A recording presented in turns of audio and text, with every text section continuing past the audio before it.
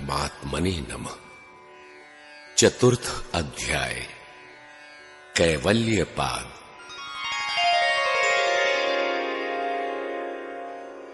महर्षि पतंजलि प्रणीत योग दर्शन का प्रथम पाद समाधि पाद है। सम्यक अधीयते मनः यस्मिन् स समाधिः, जिसमें मन भली प्रकार समाहित हो जाए वह समाधि है। सम और आदि तत्व के साथ समत्व की प्राप्ति समाधि है। चित्त का स्वरूप शून्य होना, ध्येय मात्र की प्रतीति समाधि है, जिससे दृष्टा स्वरूप में स्थित हो जाता है। अभय पाद की प्राप्ति हो जाती है। यह समाधि का महान फल है। जब किसी वस्तु का फल बता दिया जाता है तो उसमें रुचि उत्पन्न हो जाती है, तभी उसे प्राप्त करने के लिए इच्छुक प्रयत्नशील होता है। इसीलिए समाधिपाद का वर्णन सर्वप्रथम है। जब समझ में आ गया कि यही सत्य है, तब उसे साधने के लिए साधन पाद, जिसमें अष्टांग योग, संपूर्ण योग साधना की प्रस्तुति विस्तार से की गई है। वैसे साधना सभी अध्यायों में उल्लिखित है। नाम, रूप, अभ्यास, वैराग्य इत्यादि साधनाएं साधक की क्षमता के अनुरूप वर्णित हैं, किंतु साधन पाद में साधना का रूप स्पष्ट हो जाता है। तृतीय अध्याय विभूति पाद है। साधन से जब संयम सध जाता है, विभूतियां प्रकट होती हैं। विभूति अर्थात ऐश्वर्य, योग से मिलने वाले विविध ऐश्वर्य प्रकट होने लगते हैं। उदाहरणार्थ भगवान शंकर के तन में निर्मल विभूति, अवढरदानी इत्यादि उल्लेख है। जैसे जैसे संयम की अवस्था आती है, उससे अष्टधा सिद्धियां प्रकट होने लगती हैं। सिद्धियां मार्ग में मिलने वाली सुविधाएं हैं। रास्ते में ये पड़ाव अवश्य पड़ने चाहिए, किंतु साधक यदि इन्हीं में उलझ जाता है, लक्ष्य से स्खलित हो सकता है। इसीलिए परम सिद्धि कैवल्य पर्यंत सतर्कता अपेक्षित है। आदि शंकराचार्य जी के अनुसार आ ब्रह्म स्तंभ पर्यंत सर्व मायामयम जगत, सत्यम सत्यम पुनर्सत्यम हरेर नामैव केवलम। विधाता और उससे उत्पन्न यावन मात्र सृष्टि मरण धर्मा है। इसमें यदि कुछ सत्य है तो वह है हरि और हरि का नाम। भगवान श्री कृष्ण ने कहा कि आत्मा ही परम सत्य है, ज्योतिर्मय है, वह दृष्टा है। उसे प्राप्त करने के लिए नियत विधि, नियत कर्म का अनुपालन है। इस कर्म को 4 भागों में बांटा, जो वर्ण कहलाते हैं। अपने स्वभाव में पाई जाने वाली क्षमता के अनुसार कर्म में लगा हुआ पुरुष परम सिद्धि को प्राप्त करता है। उसी को परम नैष्ठिकीन सिद्धि कहा गया है। इसी को महर्षि पतंजलि कैवल्य कहते हैं। भगवान श्री कृष्ण गीता में कहते हैं, यत प्रवृत्तिर्भूतानां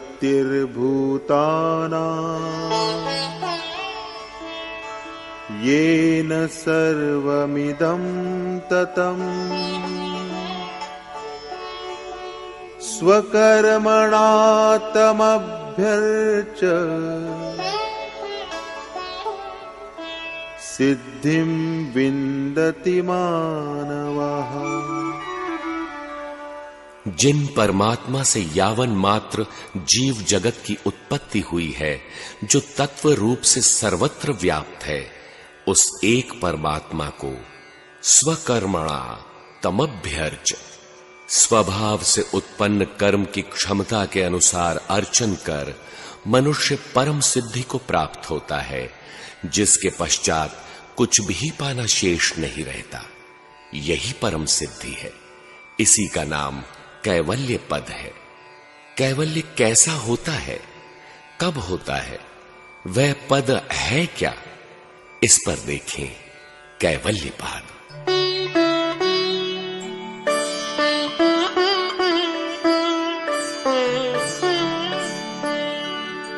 जन्मौषधि मंत्र तपः समाधिजाः सिद्धयः।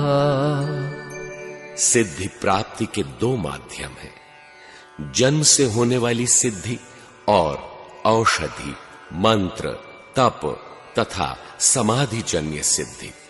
ईश्वर पथ में आरंभ का नाश नहीं है।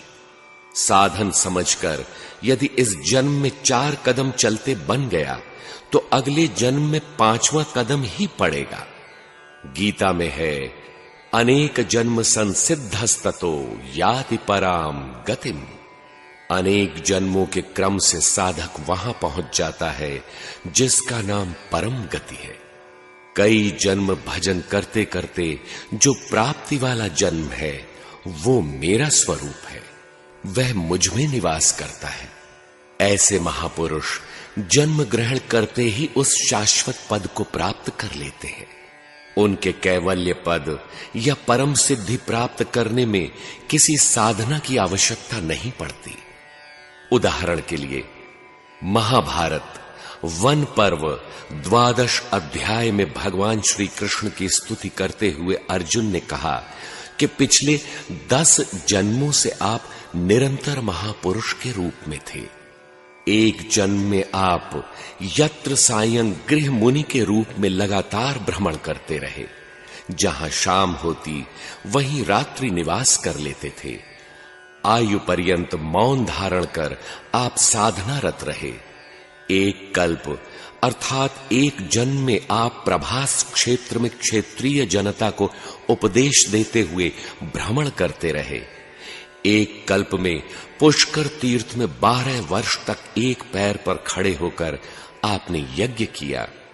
एक जन्म अर्थात एक कल्प में आप बद्रिकाश्रम में ध्यानस्थ रहे। उस समय 2 ऋषि साथ साथ थे, एक नर और दूसरे नारायण। आप नारायण थे। स्तर उन्नत होने पर आप ही वामन और विष्णु कहलाए, ऐसा हमने व्यास जी से सुना है।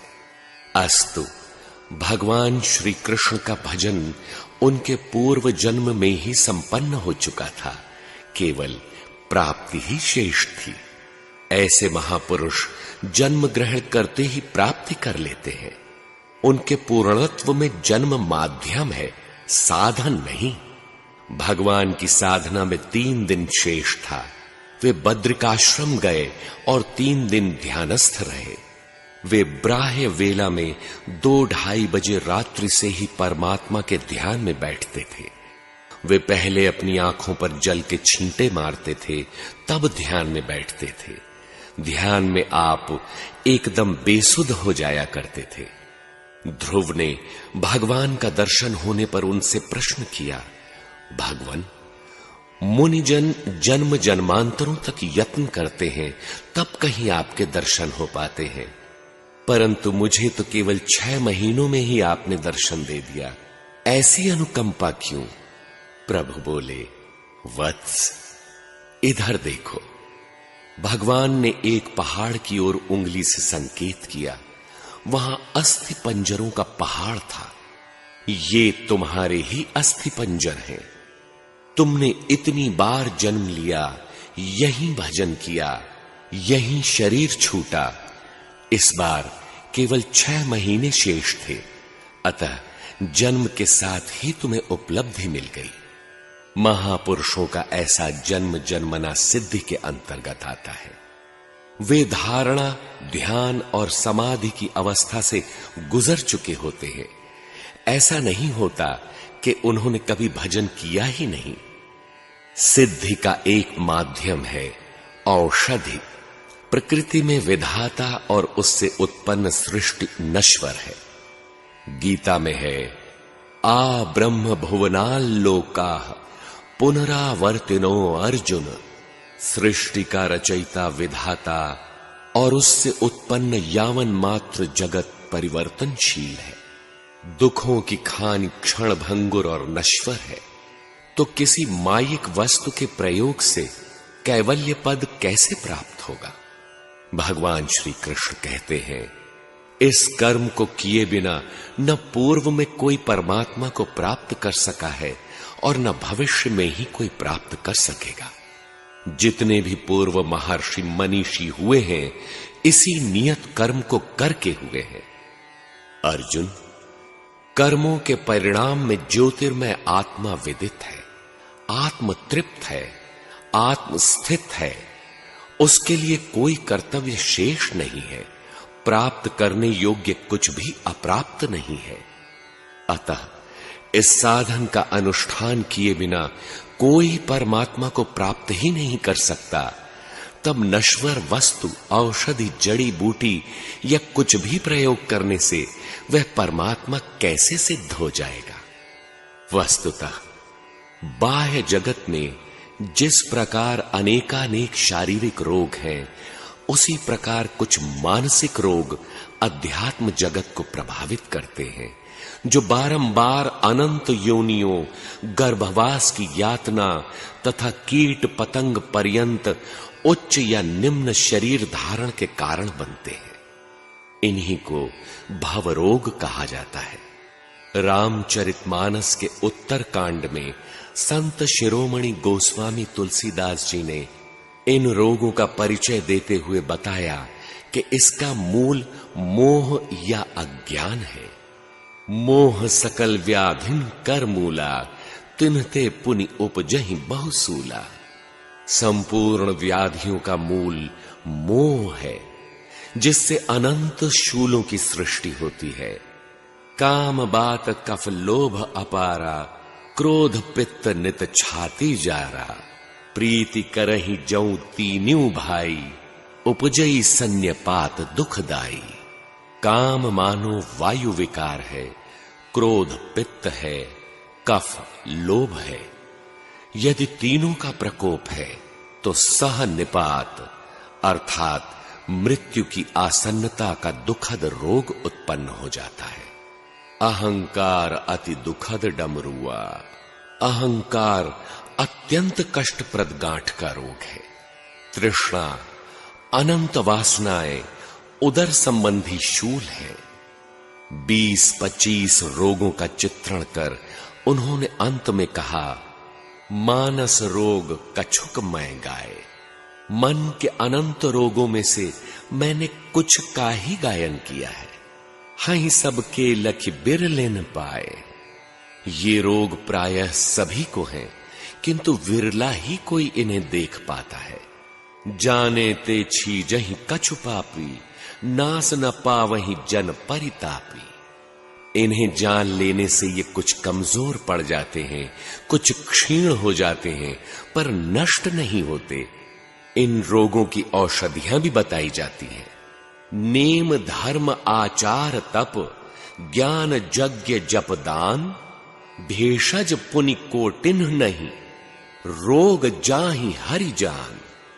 नियम धर्म उत्तम आचरण, तप, ज्ञान, दान तथा अन्य भी करोड़ों औषधियां हैं, परंतु हे गरुड़ जी, उन औषधियों से भी ये रोग नहीं जाते।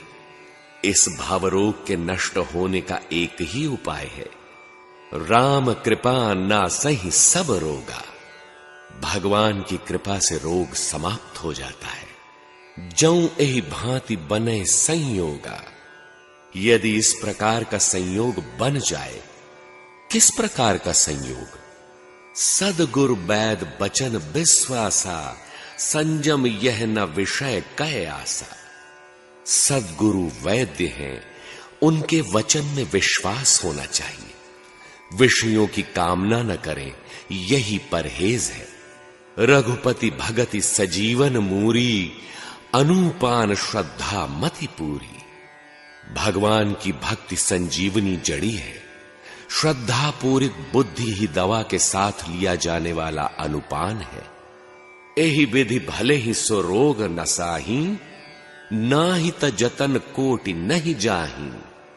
इस विधि से ये रोग अवश्य नष्ट हो जाएंगे, अन्यथा करोड़ों यत्नों से भी ये जाने वाले नहीं हैं। इनका वास्तविक उपचार ईश्वर भक्ति ही है। भक्ति का ऐसा प्रभाव है कि राम भगति मनि उर बस जाके, दुख लवलेस न सपने ताके। स्वप्न में भी उसे रंच मात्र दुख नहीं होता। विभक्त का अर्थ है विभाजन और भक्ति का तात्पर्य है जोड़ना। नियम, धर्म, आचरण यह सभी भक्ति में भली प्रकार संपन्न हो जाते हैं, किंतु यदि श्रद्धा और समर्पण नहीं है तो सब कुछ व्यर्थ हो जाता है। भगवान श्री कृष्ण गीता में कहते हैं कि यदि श्रद्धा नहीं है तो तपा हुआ तप, किया हुआ कर्म, जपा हुआ जप सब व्यर्थ चला जाता है, मानो कुछ हुआ ही नहीं। अस्तु, संपूर्ण समर्पण का नाम भक्ति है। यह ईश्वर प्रणिधान भवरोग की महौषधि है, जिसमें साधक को इष्ट के हाथ का यंत्र बनकर चलना होता है। औषधि से महर्षि पतंजलि का यही अभिप्राय है। सिद्धि का एक माध्यम मंत्र है। मनन करने से जो साधक की रक्षा करता है वह मंत्र है। मंत्र का उल्लेख इन महापुरुष ने स्वयं किया है। तस्य वाचकः प्रणवः तज्जपः। उस ईश्वर का वाचक नाम प्रणव है, उसका जप करें। मन अंतर समंत्र। जप करते करते एक स्तर ऐसा आता है कि नाम मन को अपने अंतराल में स्थान दे देता है। उस समय वह नाम मंत्र की संज्ञा प्राप्त कर लेता है। क्रमशः उन्नत अवस्था में परावाणी के प्रवेश काल में यह नाम मन को अपने अंतराल में समेट लेता है और ध्रुव सिद्धि प्रदान करने वाला हो जाता है। तप सिद्धि का एक आवश्यक उपकरण है। साधक इष्ट के प्रति समर्पित होता है, मंत्र जपता है, किंतु शरीर और इंद्रियां साथ नहीं देती। कभी निद्रा घेर लेती है तो कभी आलस्य आ जाता है। अतः मन सहित इंद्रियों को इष्ट के अनुरूप तपाना तप है। टेक के साथ लगने वाला नाम तप है। कायेन्द्रिय सिद्धिर शुद्धि क्षयात् तपसः। तपस्या से शरीर और इंद्रियों के विकारों का अभाव हो जाता है, काय और इंद्रियां सध जाती हैं। अंततः समाधि सिद्धि से संलग्न सोपान है, जिसमें अर्थ अर्थात लक्ष्य मात्र का आभास, चित्त का निज स्वरूप शून्य हो जाना और कैवल्य अनामय परम पद की प्राप्ति उसमें स्थिति हो जाती है। सारांशतः भावरोग की औषधि भक्ति, उसके सहयोगी मंत्र और तप तथा क्रमशः समाधि द्वारा सिद्धि प्राप्त होती है। यह कैवल्य प्राप्ति के उपकरण है। प्रश्न उठता है कि जन्म क्या है? जन्म कैसे होता है? जन्म परिवर्तन का क्या कारण है? इस पर प्रकाश डालते हैं।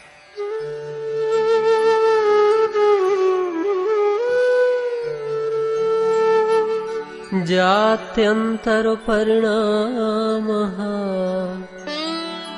प्रकृत्या पुरात्। जात्यंतर परिणामः, एक जन्म से दूसरे जन्म में बदल जाना जात्यंतर परिणाम है। यह प्रकृति के पूर्ण होने से होता है। प्रकृति ने चित्त को बांध रखा है। जिन विकारों से बांध रखा है वे शांत हो जाए, आगे वाली उन्नत अवस्था पकड़ में आती जाए। चित्त का यही परिवर्तन जन्म परिवर्तन है। इस उत्कर्ष के साथ यदि शरीर छूट गया तो उसी स्तर से जन्म होगा। पूर्व प्रकृति के शांत होने और अग्रेतर उन्नत प्रकृति की जागृति जन्म परिवर्तन है। चित्त की एक अवस्था से दूसरी अवस्था का परिवर्तन जन्म परिवर्तन है। आरंभ में चित्त वृत्ति का धरातल मलिन होता है। साधना के आरंभ में साधक अल्पज्ञ है, ऐसी अवस्था वाले साधक तत्वदर्शी महापुरुष की सेवा करें।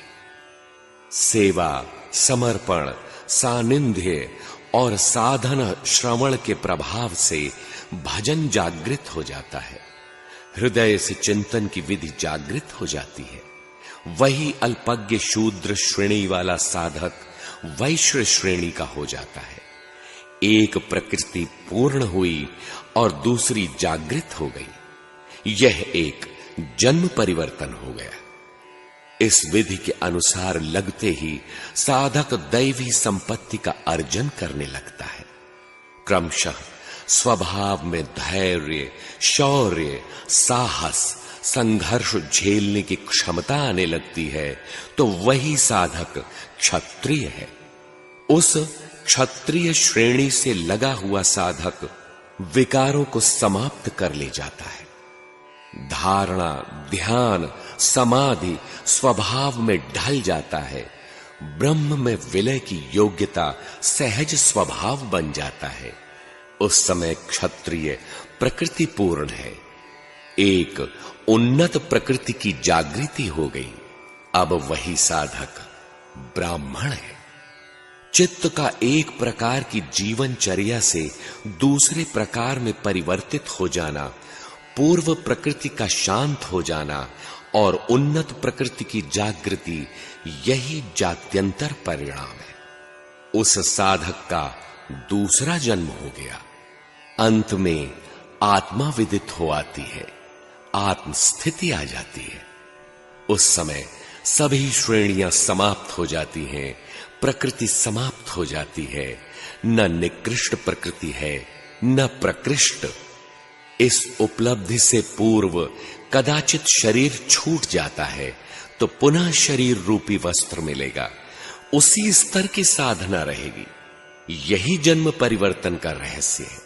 भगवान श्री कृष्ण कहते हैं, त्रैगुण्य विषया वेदा निस्त्रैगुण्यो भवार्जुन निर्द्वन्द्वो नित्य सत्वस्थो निर्योगक्षेम आत्मवान्। अर्जुन, वेद तीनों गुणों तक ही प्रकाश करते हैं। तू तीनों गुणों से ऊपर उठ। कैसे उठे? भगवान बतलाते हैं, नित्य सत्व परमात्मा के प्रति श्रद्धा स्थिर कर, योग क्षेम की चिंता न कर, आत्मपरायण हो। ऐसा कर तू गुणों से ऊपर उठ जाएगा। वेदों की अधिकृत भूमि तीनों गुणों से आगे बढ़ जाएगा। आगे बढ़ने से पाएगा क्या? वेदों से ऊपर उठकर किसने क्या पाया? इस पर भगवान कहते हैं, यावानर्थ उदपाने सर्वतः संप्लुतोदके तावान् सर्वेषु वेदेषु ब्राह्मणस्य विजानतः। सब ओर से परिपूर्ण स्वच्छ जलाशय के प्राप्त हो जाने पर गड्ढे जैसे क्षुद्र जलाशय से मनुष्य का जितना प्रयोजन रह जाता है, अच्छी प्रकार ब्रह्म को जानने वाले ब्राह्मण का वेदों से उतना ही प्रयोजन रह जाता है। उदाहरण के लिए, राजस्थान में टंकियों में एकत्र वर्षा जल से आवश्यकता की पूर्ति होती है। वहीं गंगा की स्वच्छ धारा प्रवाहित हो जाए तो कोई उन कुंडों का कितना प्रयोग करेगा, किंतु वे जलाशय रहेंगे अवश्य। वेद पीछे वालों के मार्गदर्शन के लिए ही तो रहते हैं। जो वेदों से ऊपर उठता है ब्रह्म को जानता है। जो ब्रह्म को जानता है वह ब्राह्मण होता है। अर्जुन, तू वेदों की परिधि से ऊपर उठ, ब्रह्म को जान, ब्राह्मण बन। यही है जात्यंतर परिणाम। अर्जुन था तो क्षत्रिय, उसे ब्राह्मण बनने का निर्देश हुआ। ये क्रमोन्नत श्रेणियां हैं। इस प्रकार की प्रकृति ज्यों-ज्यों दबती है, दूसरी प्रकृति का उदय होने लगता है। चित्त पर तामसी प्रकृति का दबाव हटना और दूसरी सात्विक प्रकृति का उत्तरोत्तर उत्कर्ष होना, यह जन्म परिवर्तन है। क्या उपर्युक्त पांचों साधन अर्थात जन्म, औषधि, मंत्र, तप और समाधि प्रकृति को घटा बढ़ा देते हैं? इस पर महर्षि पतंजलि कहते हैं, नहीं।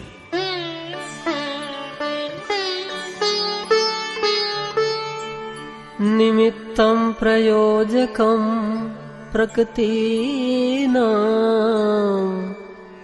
वर्णभेदस्तु ततः क्षेत्रिकवत्। निमित्त में औषधि, मंत्र, तप, समाधि इत्यादि प्रकृतियों के नियामक या संचालक नहीं हैं। ये निमित्त ऐसे ही हैं जैसे क्षेत्रपाल किसान वर्ण भेद, आवरण का भेदन कर देता है। किसान खेत की सिंचाई करता है, नाली में कहीं रुकावट है, वह उस अवरोध को दूर कर देता है, पानी तो स्वतः चला आता है। इसी प्रकार जितनी मात्रा में साधक का संयम सधता है, उतनी प्रकृति हटती जाती है, प्रकृति का आवरण झीना होने लगता है, ज्योतिर्मय परमात्मा का सहज प्रकाश होता जाता है। साधक प्रकृति में परिवर्तन नहीं करता, बल्कि विजातीय अवरोधकों को फसल में बाधक विजातीय वनस्पतियों की भांति निर्मूल उच्छेद कर देता है। कृषि निरा वही चतुर किसाना, जिमि बुध तजहि मोह मद माना।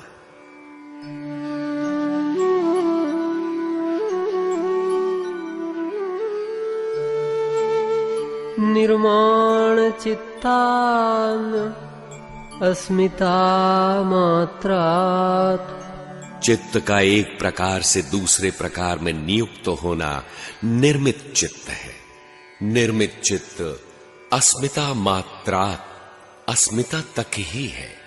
आत्मा और वृत्तियों का मिश्रण अस्मिता है। जब तक अस्मिता है, चित्त एक अवस्था से दूसरे में परिवर्तित या निर्मित होता रहेगा। जब यह मिश्रण समाप्त हो जाता है तो चित्त निर्माण नहीं होता, चित्त ही समाप्त हो जाता है। चित्त में अनेक प्रवृत्तियों का बहाव है, वह स्थिर कैसे हो?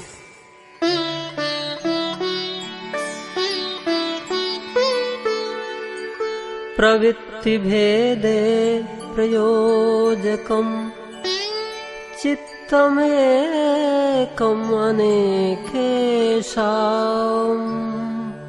चित्त वृत्तियां अनंत हैं। क्लिष्ट वृत्तियां लक्ष्य से भटकाती हैं, अक्लिष्ट वृत्तियां इष्ट से जोड़ती हैं। उन्हें स्थिर करने वाला एक चित्त होता है, एक लक्ष्य के प्रति समर्पित चित्त होता है। निर्मित चित्तों के कार्य अनेक प्रकार के होते हैं, फिर भी एक मूल चित्त ही उन सब का नियंत्रक है, प्रेरक है, संचालक है। साधना में शनैः शनैः उत्कर्ष करने वाले चित्त नष्ट हो सकते हैं, किंतु ध्यान में समाहित चित्त नष्ट नहीं होता। इस पर प्रकाश डालते हैं। तत्र ध्यानजं अनाशयम्। एक चित्त जो सभी प्रवृत्तियों को भेद कर इष्ट से जोड़ता, उसमें नियुक्त करता है, उसमें भी ध्यान जनित चित्त अनाशयम, वासना और संस्कारों से रहित होता है, वह कभी नष्ट नहीं होता। पूज्य गुरुदेव महाराज जी कहते थे, हम नष्ट होना भी चाहें तो भगवान हमें नष्ट होने ही नहीं देंगे। संपूर्ण साधन सिमटकर ध्यान में परिवर्तित हो जाने पर अनाशय हो जाता है। प्रकृति में ऐसा कुछ भी नहीं जो उसे नष्ट कर दे। माया में ऐसा कोई उपद्रव नहीं जो उसे मिटा दे। ऐसे खतरे गुरु महाराज जी के समक्ष बार बार आए, किंतु भगवान ने संभाल लिया।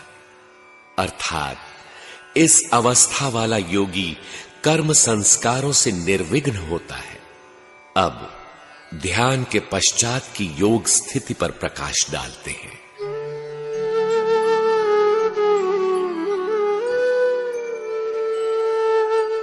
कर्मा शुक्ला कृष्णं योगिनस्त्रिविधमितरेषाम्। ध्यान के पश्चात जो प्राप्ति वाला योगी है, उसके लक्षण बताते हुए महर्षि कहते हैं कि योगी के कर्म अशुक्ल और अकृष्ण होते हैं। अन्य सबके कर्म 3 प्रकार के होते हैं। योगी के कर्म करने के न शुभ परिणाम निकलते हैं, न अशुभ संस्कार बनते हैं। भगवान श्री कृष्ण गीता में कहते हैं, जो आत्मतृप्त है, आत्मस्थित है, जिसका योग पूर्ण है, उस पुरुष को कर्म करने से न कोई लाभ है और न कर्म छोड़ देने से कोई क्षति, क्योंकि अब उसे कोई प्राप्त होने योग्य वस्तु अप्राप्त नहीं है, तो पुकारेगा किसको? नहीं उसके पीछे कोई विकार है, तो काटेगा किसे? गीता में ही भगवान श्री कृष्ण कहते हैं, चातुर्वर्ण्यम मया सृष्टम, 4 वर्णों की रचना मैंने की। तस्य कर्तारमपि माम विद्धय कर्तारमव्ययम, उसके कर्ता मुझ अव्यय आत्मा को अकर्ता ही जान। कर्म मुझे लिपायमान नहीं करते, क्योंकि कर्म के फल में मेरी स्पृहा नहीं है। इस नियत कर्म का फल परमात्मा है और वह मुझसे विलग नहीं है। आगे कुछ नहीं तो इच्छा किसकी होगी? यही महर्षि पतंजलि भी कहते हैं कि योगी के कर्म अशुक्ल और अकृष्ण होते हैं। उनके कर्म का न शुभ परिणाम होता है न अशुभ। योग पथ वृत्तियों के संयम का है। कोई भी साधक जो भगवान के निर्देशन में है, वह इस पथ को प्राप्त कर सकता है। कबीर पढ़े लिखे नहीं थे, किंतु जब उन्हें स्थिति प्राप्त हुई तो बोले, आंख न मूंदूं कान न रूंधूं, काया कष्ट न धारूं, उघरे नैना साहब देखूं, सुंदर रूप निहारूं, संतों सहज समाधि भली। अन्य लोगों के कर्म 3 प्रकार के होते, गीता में भी है। अनिष्टमिष्टं मिश्रञ्च त्रिविधं कर्मणः फलम् भवत्यत्यागिनां प्रेत्य न तु सन्न्यासिनां क्वचित्। सकामी पुरुषों के कर्मों का अच्छा बुरा और मिला हुआ ऐसा 3 प्रकार का फल मरने के पश्चात भी होता है। जन्म जन्मांतरों तक मिलता है, किंतु सन्यासी नाम, सर्वस्व का न्यास करने वाले पूर्ण त्यागी पुरुषों के लिए कर्मों का फल किसी भी काल में नहीं होता। अर्थात योगी के कर्म अशुक्ल और अकृष्ण होते हैं।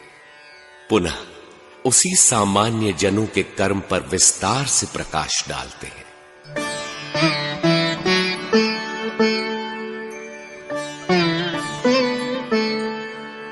ततस्तद्विपाकानो गुणानाम् एवाभिव्यक्तिर्वासनानाम्। उक्त 3 प्रकार के कर्मों से फल भोग के समय अनुकूल वासनाओं की ही अभिव्यक्ति होती है। अर्थात वासनाएं उपयुक्त वातावरण और क्षेत्र पाने पर ही प्रकट होती हैं। जिस समय जिन वासनाओं के प्रकट होने का अवसर आता है, उस समय केवल वे ही प्रकट होंगी, शेष सब संचित रहेंगी। जो योगी नहीं है, अभी बाह्य स्तर पर है, उनके कर्मों का फल 3 प्रकार का होता है, सात्विक, राजस और तामस। यही है शुक्ल, कृष्ण और मिश्रित फल। वे भोग अवश्य मिलते हैं, उनमें कोई बाधा ही नहीं है, क्योंकि जाति देश काल व्यवहितानां अप्यानन्तर्यम् स्मृति संस्कारयोः एकरूपत्वात्। जाति अर्थात जन्म, देश अर्थात किसी भी स्थान और काल अर्थात समय, इन तीनों का व्यवधान रहने पर भी कर्म संस्कारों में आनंतर्यम व्यवधान नहीं पड़ता, क्योंकि स्मृति और संस्कार दोनों का एक ही स्वरूप है। स्मृति में वही उभरता है जो संस्कारों में होता है। उस समय स्मृति भली प्रकार शुद्ध हो जाती है जब इन संस्कारों का उभरना शांत हो जाए। स्मृति परिशुद्धौ स्वरूप शून्ये वार्थ मात्र निर्भासा निर्वितर्का। स्मृति उस समय पूर्ण रूप से शुद्ध हो जाती है जब चित्त का स्वरूप शून्य हो जाता है, ध्येय लक्ष्य मात्र का आभास रह जाता है। यह निर्वितर्क समाधि की अवस्था है। बीज विद्यमान है। जब भीतर कुछ संस्कार शेष ही नहीं है तो अब स्मृति में उभरे भी क्या। संस्कारों की गति अबाध है। यह जन्म जन्मांतरों में यत्र तत्र सर्वत्र कर्ता का अनुगमन करती है। काक भुषुंडी जी को अनेक जन्म मिले, अनेक देशों में गए, काल चक्र से गुजरे, किंतु कोई व्यवधान नहीं पड़ा। कवनेउ जन्म मिटी ही नहीं ज्ञाना, सुनहि शूद्र मम बचन प्रवाना। किसी जन्म में ज्ञान नहीं मिटा, यह अवश्यम भावी है।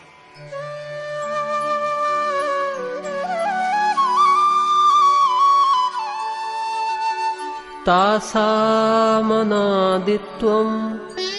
चाशिषो नित्यत्वात्। तासाम उन स्मृतियों और संस्कारों की एकता अर्थात कर्म संस्कारों में व्यवधान न पड़ना अनादित्वम अनादि से है, क्योंकि स्मृति और संस्कार दोनों का एक ही स्वरूप है। वासनाओं का स्मृति पर उभरना अनादि है, आरंभ से ही है। इसी के कारण प्राणियों में नित्यत्वात् शाश्वत स्वरूप पाने की इच्छा नित्य बलवती होती रहती है। गीता में है, प्रकृतिं पुरुषं चैव विद्यनादि उभावपि विकारांश गुणांश्चैव विद्धि प्रकृति संभवान्। प्रकृति और पुरुष दोनों को ही अनादि जान, संपूर्ण विकारों को भी त्रिगुणमयी प्रकृति से उत्पन्न हुआ जान। जिजीविषा सुख संसाधनों की तृष्णा के अंत का उपाय।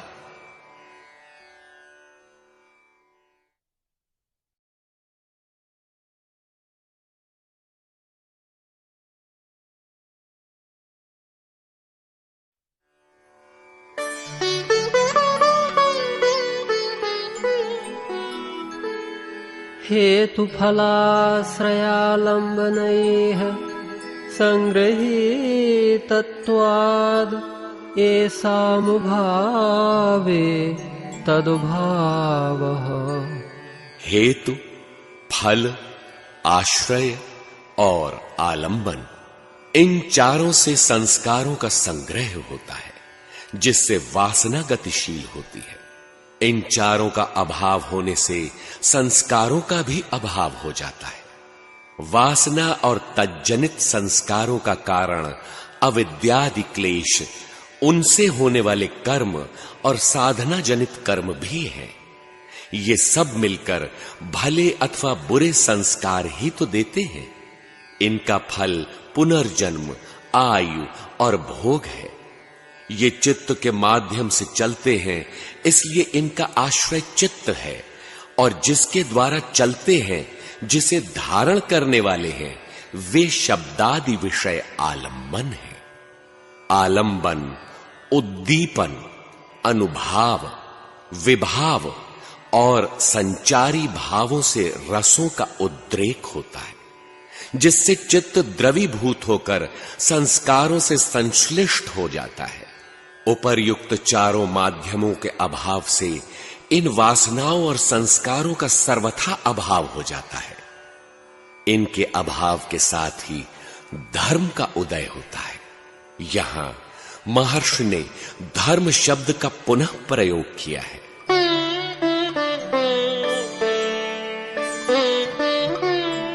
अतीतानागतं स्वरूपतोस्तेद्व भेदाद्धर्माणाम्। धर्माणाम, धर्मों में अद्वभेदात्, काल का भेद होता है।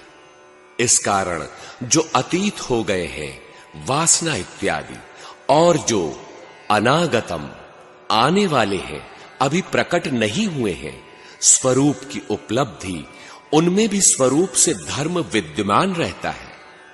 धर्म में काल का भेद होता है। इस कारण से अविद्या, वासना, चित्त वृत्तियां इत्यादि जो अतीत हो गए हैं, भजन के द्वारा जो संस्कार कट चुके हैं, और अनागत जो प्रकट नहीं हुए हैं, आने वाले हैं, स्थिति जो मिलनी है, उनमें भी धर्म स्वरूप से विद्यमान रहता है। परम चेतन परमात्मा धर्म है। धर्मु न दूसर सत्य समाना, सर्वधर्मान परित्यज्य। अर्जुन, समस्त धर्मों की चिंता छोड़ एकमात्र मेरी शरण हो जा। एक ईश्वर की शरण ही धर्म है, किंतु वे धर्म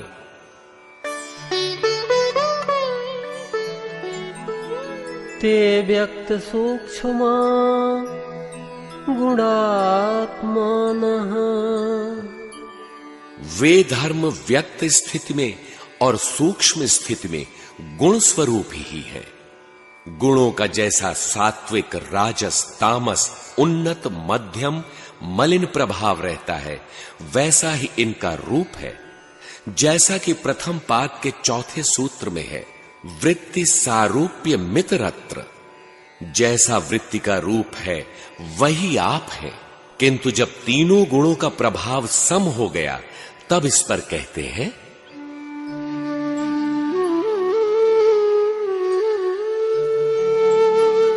परिणामैकत्वाद् वस्तु तत्वम्। किंतु परिणाम एकत्वात्, परिणाम की एकता से वे न सात्विक, न राजस और न तामस ही है। इनका कार्य शांत हो गया। तब वस्तु तत्वम, जो विषय वस्तु है, योग, योगाभ्यास तत्व रूप में प्रकट हो जाता है। अर्थात सत्य वस्तु दृष्टा आत्मा परमात्मा को विदित कराने, दर्शाने वाला हो जाता है। भगवान श्री कृष्ण ने इसी पर बल दिया। अर्जुन, इस कर्म अर्थात नियत कर्म को किए बिना न कोई सृष्टि में प्राप्त कर सका है, न ही भविष्य में कोई प्राप्त कर सकेगा। जनकादि ऋषि इसी कर्म को करके नैष्कर्म्य स्थिति को प्राप्त हुए थे, किंतु अभ्यास इतना उन्नत हो गया कि कर्मों के परिणाम में आत्मा विदित है, आत्म तृप्त है, आत्म स्थित है। उस पुरुष के लिए किंचित भी कर्तव्य शेष नहीं रहता। प्राप्त होने योग्य वस्तु अप्राप्य नहीं रहती। यही है वस्तु परम तत्व। गुणों का कार्य समाप्त हो जाने पर वह वस्तु तत्व प्रकट हो जाता है।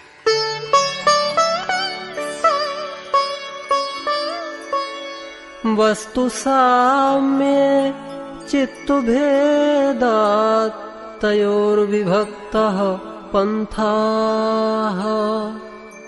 वस्तु यहां परमात्मा है। वस्तु साम्ये, वस्तु की समस्थिति में चित्त भेदात्, चित्त का भेद प्रत्यक्ष है। इसलिए तयोर पंथा विभक्तः, चित्त और उसके द्वारा देखी जाने वाली वस्तु, इन दोनों का मार्ग अलग अलग है। वस्तु पूर्ण है, चित्त उसमें विलीन हो जाता है, प्रकृति उस वस्तु में परिवर्तित हो जाती है। तयोर पंथाः विभक्तः। इन दोनों का पथ अलग अलग है। चित्त तीनों गुणों तक, प्रकृति तक ही कर्म करते हैं। वह दृष्टा व्यापक है, पुनः उसी चित्त पर प्रकाश डालते हैं।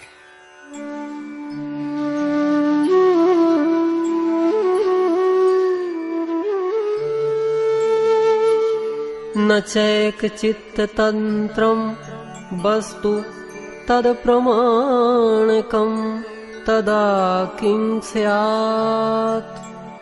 इसके अतिरिक्त वस्तु अर्थात वह परमात्मा किसी एक चित्त के अधीन नहीं है, क्योंकि जब वह चित्त का विषय नहीं रहेगी उस समय किं स्यात्, चित्त का क्या उपयोग रह जाता है। वह शांत प्रवाहित रहता है। अतः वस्तु जब प्रमाणित हो जाती है तब चित्त का अलग से क्या काम। चित्त चेतन का ही प्रसारण केंद्र बन जाता है।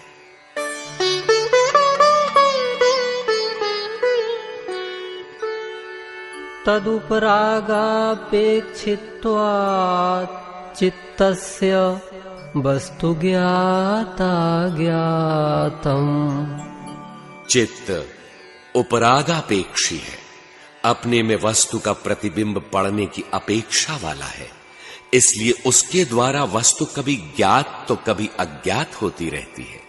अर्थात कभी ध्यान पकड़ में आता है, कभी नहीं आता। जितना भगवान का प्रतिबिंब आया उतना देखता है, नहीं आया तो नहीं देखता।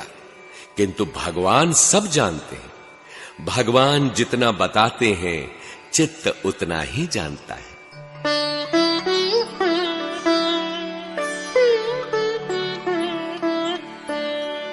सदा ज्ञातास् चित्तवृत्तयस्तत्प्रभोः पुरुषस्य परिणामित्वात्। उस चित्त का स्वामी पुरुष परिणामी नहीं है, अर्थात उसका कोई परिणाम नहीं निकलता, इसलिए चित्त की वृत्तियां सदा उसे ज्ञात रहती हैं। तत्प्रभोः, उस चित्त का स्वामी एक रस है, इसलिए चित्त की वृत्तियों को वह सदैव जानता है कि कब कौन कहां पर है और उन्हें संचालित करता रहता है। चित्त जो जानता है वह दृश्य के द्वारा है। न तत्स्वाभासं दृश्यत्वात्। वह चित्त स्वप्रकाश प्रकाश स्वरूप नहीं है, क्योंकि वह दृश्यत्वात् दृश्य से है। चित्त में जो प्रकाश दिखाई पड़ता है वह पुरुष के द्वारा प्रसारित दृश्य के द्वारा ही है। चित्त में स्वयं का कोई प्रकाश नहीं है, स्वाभास नहीं है।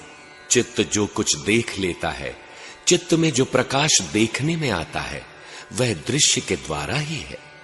यह दृश्य दृष्टा दृश्य संयोग ही है जो हेय हेतु है। दृश्य वैसा है जो प्रकाश, क्रिया और स्थिति दिलाता है, जो इस आत्मा के लिए भोग, अपवर्ग, परम मुक्ति का संपादन करता है। यह पुरुष से संचालित है जिसे चित्त विदित है। चित्त में जो प्रकाश है वह इस दृश्य के द्वारा है, अन्यथा मनुष्य अंधा है। वृत्ति तो वृत्ति है। गो गोचर जहां लगी मन जाई, सो सब माया जाने हूं भाई। इसलिए अपने से कोई कल्पना करता है तो माया है, अंधकार है, उसमें प्रकाश कुछ भी नहीं है। जो कुछ है वह दृश्यत्वात्, दृश्य का कार्य है पुरुष के लिए भोग प्रदान करना। क्या ऐसे भोग मोक्ष में सहायक हैं?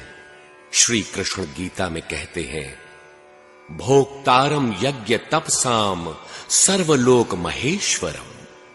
उन पुरुष का भोग है यज्ञ, तप और संयम।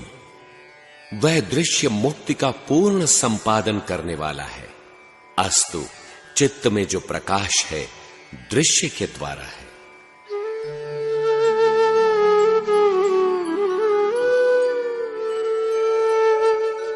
एक समये चोभयानवधारणम्। उभय अनवधारणम, एक ही समय में चित्त और दृश्य, इन दोनों के स्वरूप का ज्ञान भी नहीं हो सकता, क्योंकि चित्त तो चित्त ही है। दृश्य जब भी आता है स्वतंत्र ढंग से आता है। कब क्या प्रसारित होने वाला है उसे एक साथ ही नहीं जाना जा सकता। वह तो अनुभव में उभरने पर ही समझ में आता है।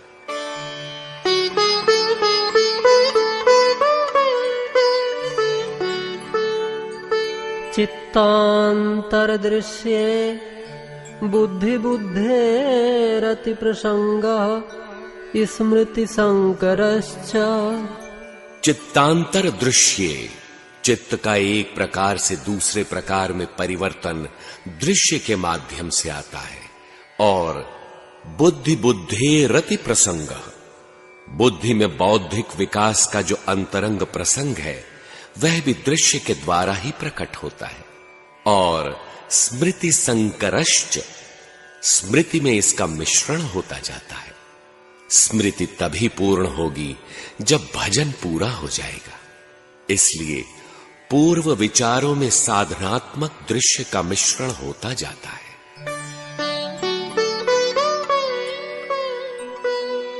चितेर प्रतिसंक्रमायास तदाकारापत्तो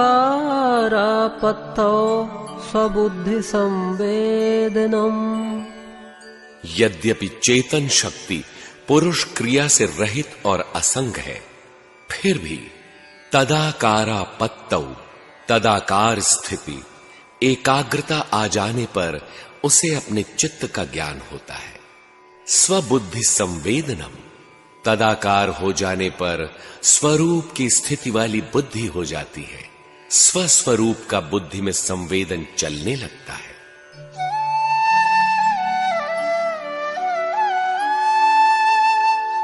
दृष्ट दृश्यो परक्तम चित्तम सर्वार्थम। दृष्टा और दृश्य, इन दोनों से रंगा हुआ चित्त सर्वार्थम, संपूर्ण अर्थ, दैवी संपद की प्राप्ति करा देने वाला होता है। क्योंकि दृष्टा दृश्य का संयोग आत्मा पुरुष के लिए मुक्ति का संपादन करने वाला है। इसलिए दृष्टा दृश्य का संयोग सर्वार्थ, संपूर्ण अर्थ वाला, कैवल्य पद की उपलब्धि कराने वाला होता है। इसमें अंतवंत इमे देहा नित्यस्योक्ता शरीरिणः अनाशिनो अप्रमेयस्य तस्माद्युध्यस्व भारत। अविनाशी, अप्रमेय, नित्य स्वरूप आत्मा के ये सभी शरीर नाशवान कहे गए हैं। इसलिए भरतवंशी अर्जुन, तू युद्ध कर। आत्मा ही अमृत है, आत्मा ही अविनाशी है, जिसका कि तीनों कालों में नाश नहीं होता। आत्मा ही सत्य है। दृष्ट दृश्यों परक्तम चित्तम सर्वार्थम। दृष्टा जो चैतन्य है, निर्मल है, और दृश्य पुरुष के लिए भोग, अपवर्ग अर्थात मुक्ति का साधन जुटाना जिसका प्रयोजन है। क्रिया स्थिति प्रदान करना ही जिसका प्रयोजन है। इन दोनों से संचालित होकर चलने वाला चित्त सब अर्थ वाला होता है। संपूर्ण अर्थ नैष्ठिकीम सिद्धि प्रदान करने वाला होता है। आगे कहते हैं,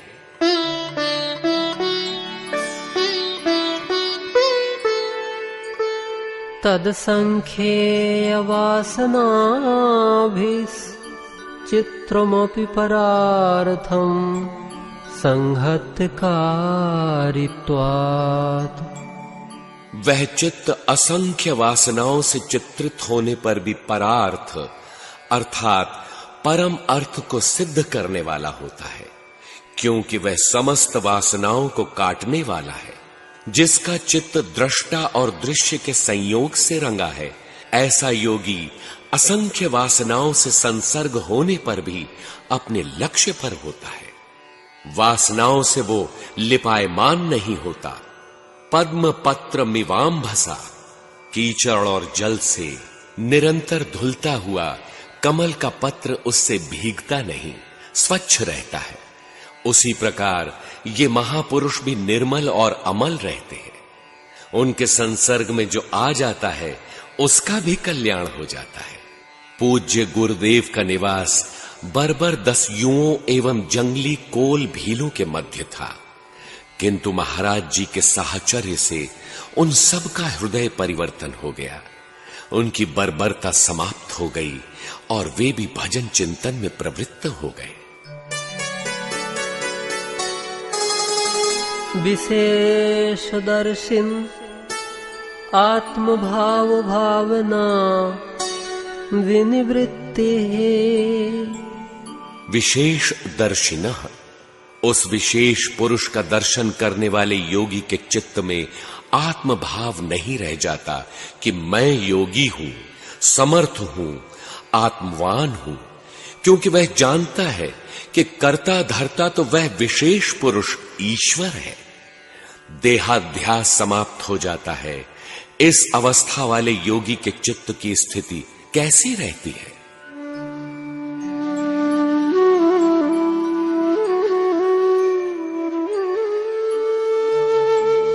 तदा विवेक निम्नं कैवल्य प्राग भारम चित्तम।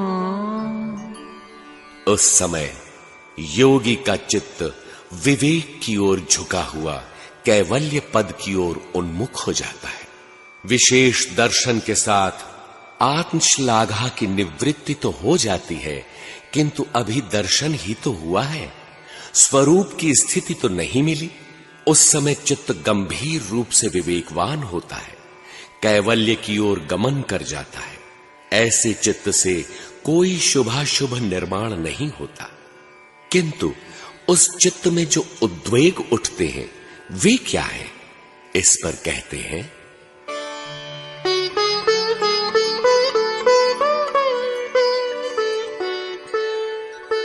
तच्छिद्रेषु प्रत्ययान्तराणि संस्कारेभ्यः।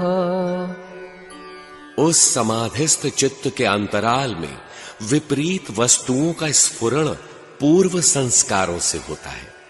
विवेक में झुका हुआ चित्त है, अर्थात सबीज समाधि की अवस्था है। तच्छिद्रेषु, उसके अंतराल में जो विजातीय छिद्र हैं, दूसरे पदार्थों का ज्ञान है, वह पूर्व संस्कारों से होता है। अभी संस्कार है, भले ही स्वल्प है, निरोध के संस्कार है, लेकिन जीवित है। उसमें जो विरोधी भाव अंतराल में उभरते हैं, संस्कार से होते हैं। नया कर्म संग्रह तो होता नहीं, पूर्व संस्कार से ही होते हैं। नया कुछ नहीं बनता।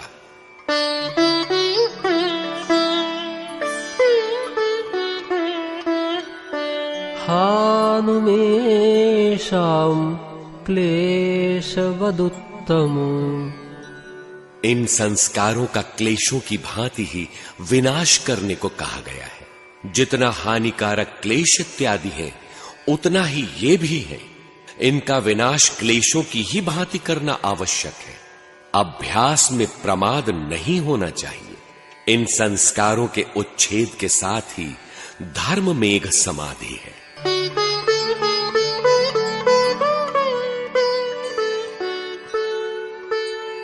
प्रसांख्यानेऽप्यकुशीदस्य सर्वथा विवेक ख्यातेर्धर्म मेघ समाधि।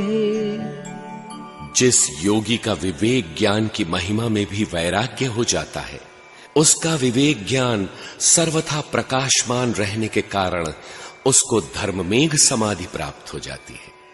जहां धर्म ही धर्म है, चिदाकाश में सर्वत्र धर्म ही छाया हुआ है। धर्म शाश्वत है, सनातन है, परम सत्य है। वो है क्लेश कर्मों से अतीत ईश्वर। सर्वत्र उसे उस दृष्टा का संचार ही दिखाई देता है। ईशावास्यमिदं सर्वं यत्किंच जगत्याम जगत। ततः क्लेश कर्म निवृत्तिः।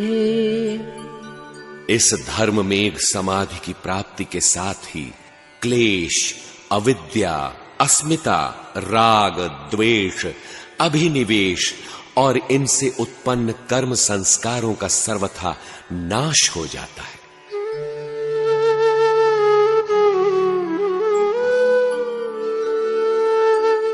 तदा सर्वावरणमलापेतस्य ज्ञानस्य अनन्त्याजुगेयम् अल्पम्। उस समय जिसके सभी आवरण और मल हट चुके होते हैं, ऐसा ज्ञान अनंत सीमा रहित हो जाता है।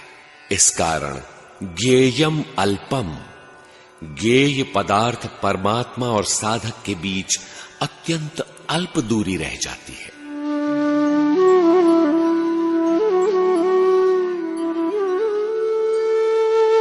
ततः कृतार्थानां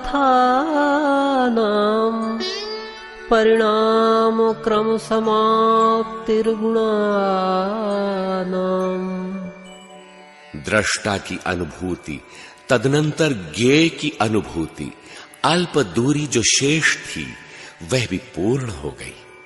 इस प्रकार साधक जब कृतार्थ हो गया, अपना कार्य पूर्ण कर चुका, ऐसे पुरुष के समक्ष गुणों का प्रभाव, परिणाम क्रम समाप्त हो जाता है। सत, रज, तम 3 गुण हैं। ये उत्तम, मध्यम और निकृष्ट 3 प्रकार का प्रभाव डालते हैं। इनका क्रम चलता रहता है।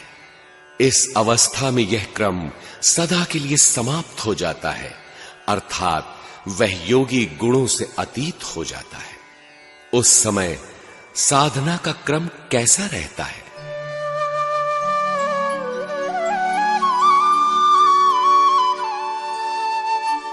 क्षण प्रतियोगी परिणामापरांतो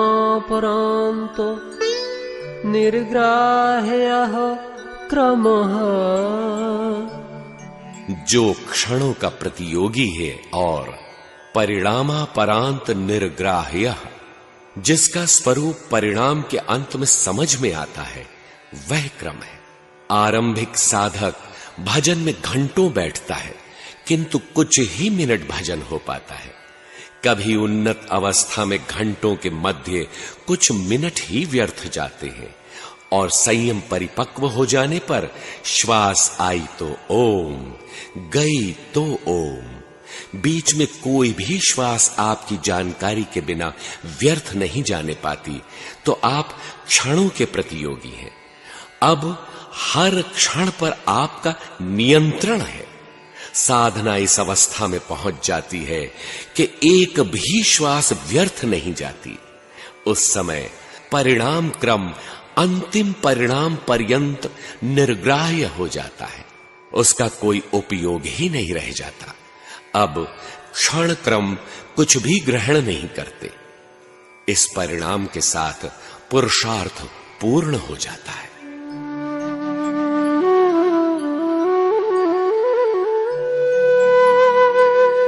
पुरुषार्थ शून्यानां गुणानां प्रतिप्रसवः कैवल्यं स्वरूप प्रतिष्ठा वा चितिशक्तेरिति। जिनका पुरुष के लिए कोई कर्तव्य शेष नहीं रहा, अब साधना पूर्ण है। गुणों का अपने कारण में विलीन होने के साथ दृष्टा का अपने स्वरूप में प्रतिष्ठित हो जाना कैवल्य है। गुणों का अपने कारण में विलीन हो जाना चितिशक्तेः स्वरूप प्रतिष्ठा। दृष्टा का अपने स्वरूप में प्रतिष्ठित हो जाना कैवल्यम, कैवल्य पद है। गुण और कुछ भी नया प्रसव नहीं करते, अपने कारण में लीन हो गए। यहां दृष्टा अपने स्वरूप में स्थित हो जाता है, यही कैवल्य पद है। साधना संपन्न हो गई। इस शास्त्र के आरंभ में योगश्चित्त वृत्ति निरोध की जो प्रस्तावना थी, तदा द्रष्टुः स्वरूपे अवस्थानम की जो प्रस्थापना थी, उसी का यहां समापन है कि दृष्टा अपने स्वरूप में स्थित हो गया। यही कैवल्य स्थिति है। इसी के साथ ही योगी शाश्वत जीवन, शाश्वत शांति और शाश्वत स्थिति प्राप्त कर लेता है। इस प्रकार यह कैवल्य पाद पूर्ण हुआ। निष्कर्ष, सिद्धियां अनंत हैं। संसार से अलग कुछ विलक्षणता प्राप्त कर लेना सिद्धि कहलाती है। इन सिद्धियों में अष्ट सिद्धियों तथा अन्यान्य सिद्धियों का उल्लेख इस योग दर्शन के तृतीय पाद में है, किंतु परम सिद्धि है परम तत्व परमात्मा का विदित हो जाना, सद जाना। यह सिद्धि अनेक जन्म से साधन कर रहे साधक को साधना की परिपक्व अवस्था आने पर जन्म के साथ ही अर्थात भगवान श्री कृष्ण की तरह प्राप्त हो जाती है। साधन में अवस्था भेद के अनुसार शेष साधकों को औषधि अर्थात भक्ति, रघुपति भगति सजीवन मूरी, मंत्र, तप और समाधि के द्वारा सफलता मिलती है। पूर्व प्रकृति के पूर्ण हो जाने तथा अग्रेतर उन्नत प्रकृति के जागृत होने से जन्म परिवर्तन हो जाता है। जिस प्रकृति ने चित्त को बांध रखा है वह प्रकृति शांत हो गई, उन्नत प्रकृति का प्रादुर्भाव हो गया। यही जन्म परिवर्तन है। ऐसी अवस्था में यदि शरीर छूट गया तो उसी स्तर से जन्म होता है। जन्म औषधि अर्थात भक्ति, मंत्र, तप और समाधि ये निमित्त है। इनके द्वारा प्रकृति का संचालन नहीं होता, प्रत्युत अवरोध दूर कर दिया जाता है, जिससे उन्नत प्रकृति स्वतः प्रसारित हो जाती है। इस प्रकार चित्त का एक प्रकार से दूसरे प्रकार में परिवर्तन जात्यंतर परिणाम है, जाति परिवर्तन है, जन्म परिवर्तन है, एक रचना है। यह निर्माण चित्त जब तक अस्मिता है तभी तक होता है। आत्मा और वृत्तियों का मिश्रण अस्मिता है। चित्त की अनेक प्रवृत्तियों को स्थिर करना, एक ईश्वर में समर्पित करना, एक ईश्वर में नियुक्त करना चित्त का कार्य है। इनमें से क्रमशः ध्यान की स्थिति मिल गई तो ध्यान जनित चित्त का अनाशयम कभी विनाश नहीं होता, क्योंकि ऐसे योगी के कर्म अशुक्ल और अकृष्ण होते हैं। अन्य लोगों के कर्म 3 प्रकार के होते हैं। वे सभी कर्म वासनाओं को ही जन्म देते हैं। अनंत जन्म परिवर्तन और काल का अंतराल होने पर भी वे कर्म नियत समय पर प्रकट हो जाते हैं, क्योंकि स्मृति और संस्कार का एक ही स्वरूप है। स्मृति में वही उभरता है जो संस्कार की परत में होता है। इनकी एकता अनादिकाल से है, इसलिए सदा नित्यत्वात्, नित्य स्वरूप पा जाऊं, यह भावना इसमें बनी रहती है। हेतु, फल, आश्रय और आलंबन, इन्हीं के द्वारा इन संस्कारों का, वासनाओं का सृजन होता है। इन चारों के अभाव के साथ ही वासनाएं, ये संस्कार सदा के लिए मिट जाते हैं। संस्कारों का हेतु अविद्या इत्यादि क्लेश है। फल पुनर्जन्म, आयु और भोग है। चित्त इनका आधार और विषय आलंबन है। इनके अभाव के साथ ही ये संस्कार सदा के लिए मिट जाते हैं। इनके मिटते ही धर्म का नाम आया है, जो काल का भेद होने पर भी हेतु, फल, आश्रय और आलंबन, जो अतीत हो गया, अनागत, जो अभी प्रकट नहीं हुआ है, जैसे स्वरूप की प्राप्ति, स्थिति इत्यादि, इन सब में धर्म स्वरूपतो अस्ति, सदा स्वरूप से विद्यमान और प्रसारित रहता है। गुणों के अनुसार ये धर्म उत्तम, मध्यम और मलिन अवस्था में दिखाई देते हैं, किंतु हैं स्थिर और प्रत्यक्ष। परिणाम की एकता में वस्तुतत्वम, जो योग साधना कर रहे थे उससे उपलब्ध वस्तु चेतन दृष्टा का तत्व रूप में विदित हो जाना संभव है। वस्तु साम्ये चित्तम, वस्तु की साम्य अवस्था में चित्त का भेद स्पष्ट हो जाता है कि चित्त का रास्ता अलग है और वस्तु इससे भिन्न सत्ता है। वस्तु है परमात्मा। यह चित्त इस वस्तु के प्रतिबिंब की अपेक्षा वाला है। वस्तु का जितना प्रतिबिंब पड़ता है उतना ही चित्त जानता है, अन्यथा नहीं जानता। किंतु वह वस्तु दृष्टा है, अर्थात परमात्मा है। उसे चित्त वृत्तियां सदैव ज्ञात रहती हैं। चित्त में जो प्रकाश दृष्टिगोचर होता है वह दृष्टा दृश्य के द्वारा है। जितना चित्त में दृश्य प्रसारित होता है उतना ही चित्त जानता है, इसके आगे नहीं देखता।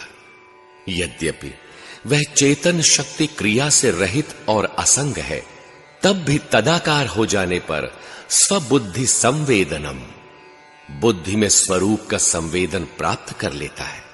वह संवेदन कैसे प्राप्त करता है, किसके द्वारा प्राप्त करता है?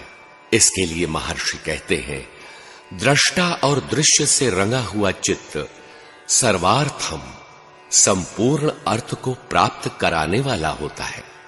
यही है अनुभव। दृष्टा और दृश्य से रंगा होने पर ही चित्त परार्थम, परमार्थिक अर्थ को संभव करने वाला होता है, क्योंकि ये समस्त वासनाओं को काटने वाला है। विशेष दर्शिनः, क्लेश कर्म से परे विशेष पुरुष ईश्वर के दर्शन वाला हो जाता है। ऐसा चित्त उसे प्रत्यक्ष कर लेता है। उस समय उसका आत्मभाव अहं कि मैं योगी हूं, यह भाव सदा के लिए धुल जाता है।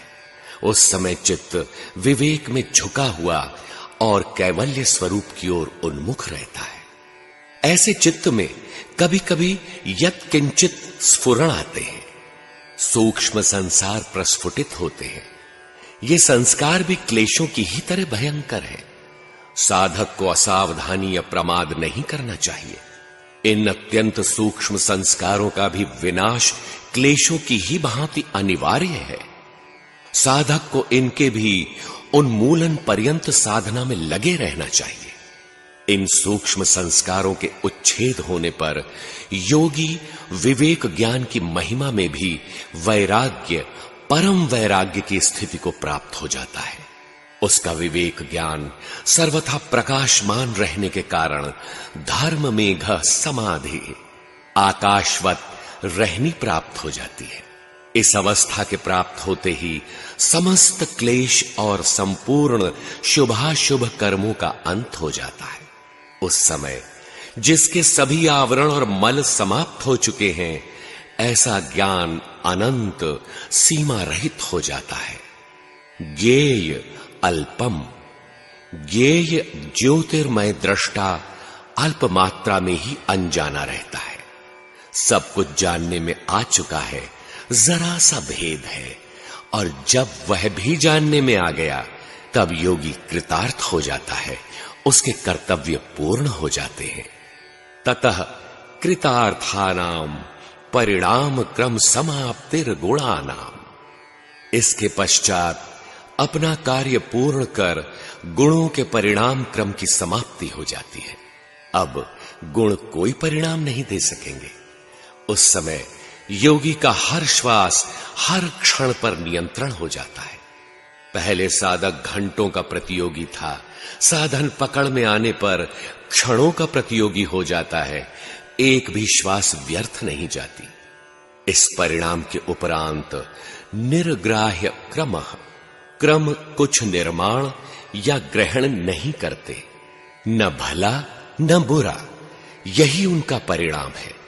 यहां पुरुषार्थ पूर्ण हुआ, साधना पूर्ण हुई। पुरुषार्थ शून्यानाम गुणानाम प्रतिप्रसवः कैवल्यम स्वरूप प्रतिष्ठावा चिति शक्तेरिति। जिनका स्वरूप के लिए पुरुषार्थ योग साधन का क्रम परिश्रम पूर्ण हुआ, समाप्त हो गया, उस समय गुणों का अपने कारण में विलीन हो जाना अथवा दृष्टा का अपने स्वरूप में प्रतिष्ठित हो जाना ही कैवल्य पद है। यहां जन्म नहीं, मृत्यु नहीं, सुख नहीं, दुख नहीं, अभय पद, अमृतमय पद, सदा रहने वाली शांति है। तत्प्रसादात् पराम शांतिम स्थानम प्राप्स्यसि शाश्वतम। भगवान श्री कृष्ण कहते हैं, अर्जुन, हृदय में स्थित ईश्वर की शरण में जा, उसकी कृपा से तू परम शांति को प्राप्त होगा, उस स्थान को पा जाएगा जो शाश्वत है, सनातन है। हरि ओम तत्सत।